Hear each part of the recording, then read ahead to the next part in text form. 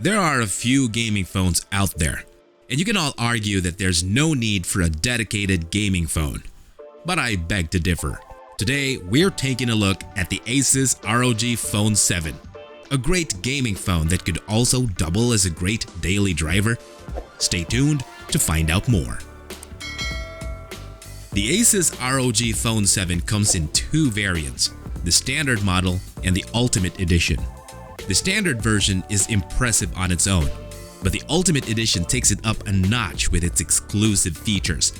It sports a customizable ROG Vision display, an Aero Active portal which works with the Aero Active Cooler 7, which is designed to keep your phone cool for those gaming marathons.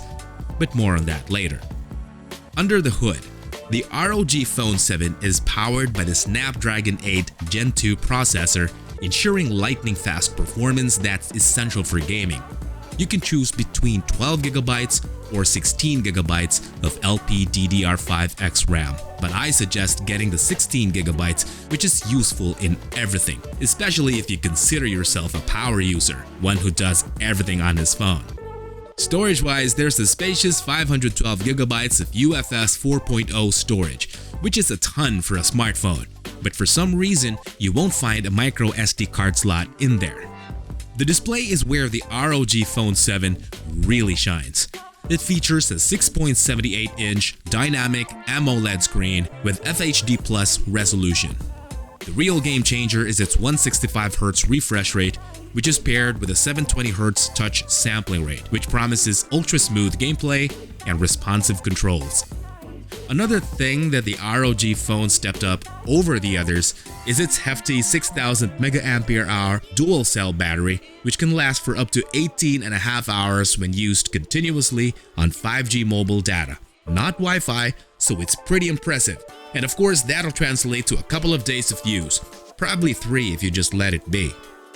And if it's time to charge, it supports 65 watts fast charging, which can charge the phone from 0 to 60% in about 30 minutes. You don't have to buy a separate charger to achieve that, since ASUS includes the brick straight from the box, which is quite uncommon to see these days. Before we move on, there are nice features for battery management with this phone, but the one that's mention-worthy is its bypass charging feature, which lets you plug the phone in for power, but it doesn't actually charge the battery. This has several benefits. First, the phone won't get hot while you're playing as you're plugged in. Second, it'll keep your battery health high. And lastly, you can save your battery life for when you actually need it. Camera capabilities include a versatile setup on the rear with a 50-megapixel main sensor, a 13-megapixel ultra-wide, and an 8-megapixel macro lens.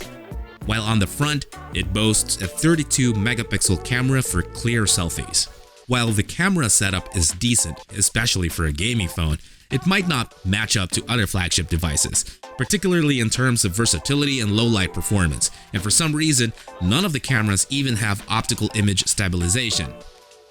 Software-wise, the phone runs on a combination of ROG UI and Zen UI, which is based on Android 13. ASUS promises 2 major Android updates and 4 years of security updates, which is for the most part reassuring.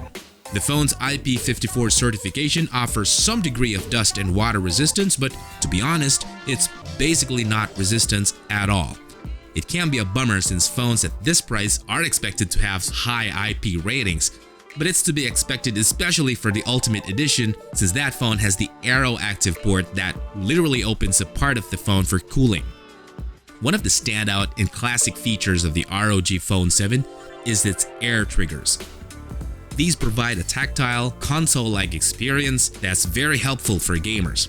Moreover, it retains a 3.5mm headphone jack, which is an increasingly rare feature in modern smartphones. You can also find a 3.5mm jack Aero Active Cooler 7, and not only that, the cooler also has a small subwoofer for an immersive audio experience. The design of the ROG Phone 7 is largely unchanged from its predecessors, which might be a downside for those looking for a fresh look. But still, this phone looks pretty flashy. On the standard version, you'll have an RGB ROG logo, while on the Ultimate Edition, you'll get the Aero Active port and a small customizable screen at the rear. Both phones are unfortunately thick and a tiny bit heavier at around 240 grams, but I would say for a complicated device, these phones are built pretty well. Even the Aero Active port was tested and rated for 40,000 actuations. The bezels on this phone also looks a bit outdated, but for a good reason. It has stereo front-facing speakers that, in my opinion, sounds great. Take a listen.